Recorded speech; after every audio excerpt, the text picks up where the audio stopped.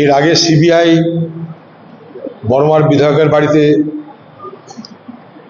হানা দিয়েছিল, এইবার হানা দিচ্ছে ইডি। সেবারও মোবাইল ছুঁড়ে ফেলা হলো, এবারও মোবাইল ছুঁড়ে ফেলার চেষ্টা করা হলো এবং ছোড়া হলো।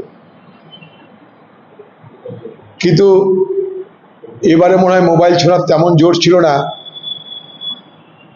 তাই ইডির হাতে সরাসরি এই মোবাইল পুকুর পাড় থেকেই হস্তগত হলো। দিদির দলের যারা চোর বাটপার আছে তাদের আরো বেশি করে পুলিশ দেখে, পুলিশ মানে কি সিবিআই দেখে, ইডি দেখে মোবাইল ছোড়ার ট্রেনিং নিয়ে তাদের চলা উচিত। এই ঘটনাগুলো একটা স্পষ্ট ইঙ্গিত দিচ্ছে যে সিবিআই বা ইডি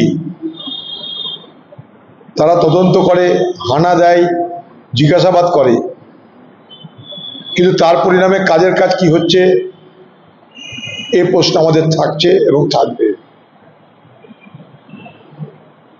সিবিআই ইডি প্রকৃত অর্থে দোষীর বাড়িতে যাচ্ছে এতে কোনো সন্দেহ নেই। শুধু বড়োয়ারে মেলে নয়, এরকম তৃণমূলের বহু চোর বাটপারের বাড়িতে সিবিআই ইডি যাচ্ছে, আরও যেতে পারে।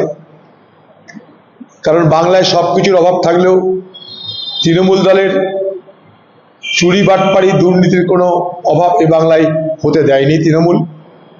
দিদির সৌজন্যে বাংলায় তৃণমূলের দুর্বৃত্ত রাজ, তৃণমূলের ঘুষের রাজ অবলীলাক্রমে চলেছে। এখানকার পুলিশ কিছু দেখতে পায় না, তাই চুরি বাটপারি দুর্নীতি করে সবাই অব্যাহতি পেয়ে যায়। কখনো সিবিআই ইডিকে দেখে মনে হয় হয়তো কিছু করবে, তারপরে আবার সেই আশা নিরাশায় রূপান্তরিত হয় সিবিআই এবং ইডির অদক্ষতার বিনিময়ে। তাই মোবাইল কতদূর ছোড়া হলো, গতবার ছুড়ল, এবারও কেন ছুড়ল, এ প্রশ্নের এ আলোচনার তো হতেই থাকবে।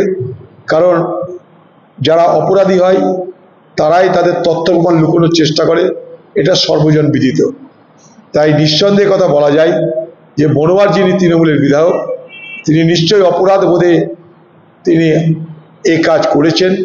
তিনি জানেন যে তিনি অপরাধ করেছেন, নাম্বার পাওয়া যেতে পারে, সেই মোবাইল নাম্বার পেলে তার দলের আরও নেতা মন্ত্রী শান্তি তাদের সঙ্গে তিনি চুরির ভাগ বন্টন করেছেন, দুর্নীতির ভাগ যাদেরকে যাকে দিয়েছেন তার সঙ্গে কাদের কাদের কতটা গভীর সম্পর্ক সেগুলো হয়তো জানাজানি হয়ে যাবে। তাই মানে তথ্য প্রমাণ লুকিয়ে ফেলো, সেই লক্ষ্যেই এই মোবাইল নিক্ষেপ।